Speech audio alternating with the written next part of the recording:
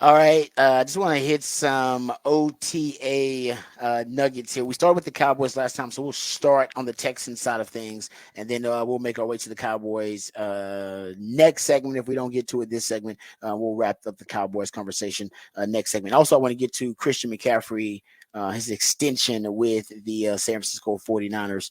All right, so let's get to the Texans OTA updates from training camp, and then we'll play some D'Amico Ryan sound here. But one of the things that has stood out to me is that apparently there's a lot of talk about John Mechie and how good he looks for the Texans. And I think for, the Texans already have a really good receiving core. I mean, it's one of the better receiving cores in the NFL. I haven't even considered John Mechie as someone who's going to be a real contributor to that group. I'm not saying he isn't going to be. I haven't Yeah. considered it because he's been going through so much stuff. But they claim that John Mechie looks really good, and I heard CJ talking about how he's going to distribute the football, and he says, "Hey, I think we got 5 number 1s." I thought he didn't name the 5 number 1s. I thought to myself, 5 number 1s. So you got. He thinks Nico's number 1. Diggs is number 1. He loves Tank. He hangs out with Tank Dell all the time, and he's the one that recommended they draft Tank Dell. And Noah Brown was really good for him, so Noah Brown's probably in that conversation. I'm thinking, so is Mechie his other guy he considers number 1? And based off the Nuggets, I got this from Jason Braddock. Shout out to him. And the way Mechie looks early on, Mechie's the guy he's talking about. It says, as y'all can see, he's running some of the best routes I've ever seen. His lateral quickness and ability to start and stop.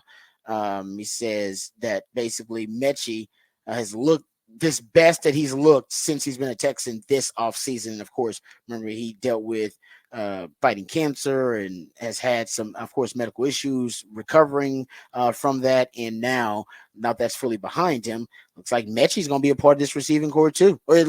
Early on from the mini camps, he's one of the promising stories early on for the Texans. Yeah, I assume the only other name I could think of who would be the number 1 would be Robert Woods, and I can't imagine he said it would be Robert Woods. Oh, that's another one. I guess I you're mean, right. he That could be technically it. was the number 1 on the Texans for like 2 That weeks, could be it. so Honestly, it you might. technically It could could be be that. Robert Woods.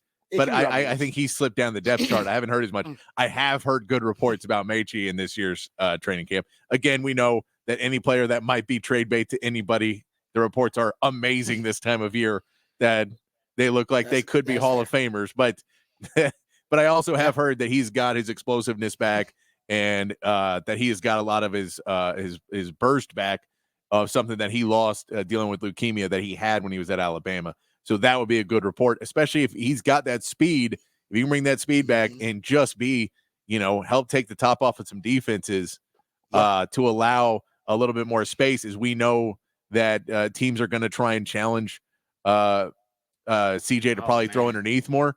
If you can Yep. send somebody long that doesn't necessarily have to always catch the ball, and you can send that, and then have a Nico Collins who's good with the ball in his hands, and you get him underneath or Diggs underneath, and you get those guys who can make really good routes and get Schultz. open. Yeah. Those guys, and Tank Dell, who's got elusiveness, all Mhm. that underneath, and you pull the defense just back a little bit. That could be big for them to just use as an extra weapon on that offense. Yeah. No, I agree with you on that. It also says here, sticking to the offensive side of the ball, it says Damian Pierce looks quicker, they said. This comes from, like I said, Jason Bragg says he looks quicker. It also brings up Noah Brown. Says Noah Brown was mentioned as someone Stroud looks forward to see returning to practices. He hasn't been present yet. There's a list of guys who haven't really been practicing. So maybe that's why they're seeing more of Mechie, is because Noah Brown is among the guys who hasn't really been out there practicing yet. Larry Tunsil didn't practice. Titus Howard didn't practice. I think Andrew Beck actually didn't practice either. So they had a long list of guys who just weren't available early on. I assume that's just cautionary stuff. I haven't heard anything about any major injuries with the Texans early on here in minicamp. Another storyline coming out of minicamp for the Texans is the corner, probably the biggest storyline actually, opposite of Derek Stingley. That cornerback position, they had Steven Nelson there as their starter last year. He is still a free agent that has not been signed, which I don't understand, but it's a lot of DBs right now that haven't been signed. But Jeffrey Okuda and CJ Henderson are the two right now corners who are battling it out to be the top corner for that cornerback spot opposite Derek Stingley in the first mini camp, first week of mini camp. Derek Stingley looks really good. Apparently, he's already making plays, getting pass breakups. But CJ Henderson got an interception and a couple of PBUs early on. So I imagine in the competition, maybe CJ Henderson is a little bit in the lead. And remember, we played the clip. I don't know if we played this clip yesterday, but from that podcast that CJ Stroud and Tank Dell were on, they were talking about who talks the most trash to them. And remember, they brought up CJ Henderson. Who there was CJ Henderson, they said, talked a lot of trash to them too. So apparently they were like, no, he might have that dog in him because he talks a lot of trash. Had a really high ceiling as a player.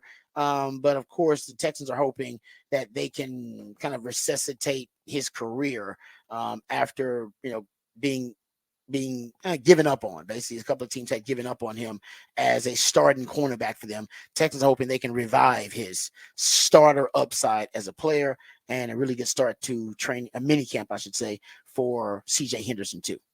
So there you go. I think that's the big story for the Texans on the defensive side of the ball. Speaking of defense, let's hear from CJ Stroud, because he was asked about the defense and how the defense is matching up with this new high-powered, high-octane offense. And listen to CJ Stroud talk about how the defense and who the leaders are on the defense now, his own counterpart, how the defense now got a bunch of dogs on that side as well. Starts with me and Aziz. Him being the leader of defense, I'm the leader of offense. And, playing him last year, he always showed up on tape when I watched the Titans last year. So it's cool to see the stuff he thinks. You can see him at my locker, me at his, or us before practice, after practice, talking about plays. And, it starts with us. And then when you add Danielle, somebody who's a vet who plays really hard, who's going to help Will, and them two dogs, you got Tim in the middle.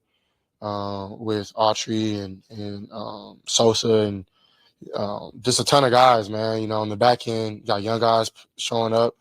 Kalen's doing really well on the back end, along with Petrie and Jimmy, along with Kamari. Kamari's showing up. Sting is playing well, as y'all seen. So, man, it's just been dogs on dogs, and that's the best teams I've ever been on. Has been the closest teams personally, but also the most competitive teams. So it's been dope.